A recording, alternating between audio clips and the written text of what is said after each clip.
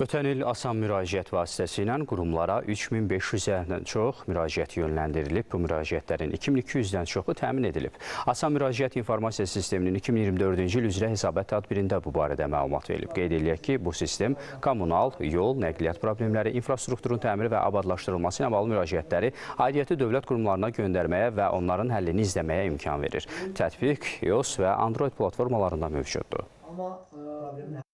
Cənab Prezidentin sərəncamı ilə asan müraciət informasiya sistemi yaradılıbdır.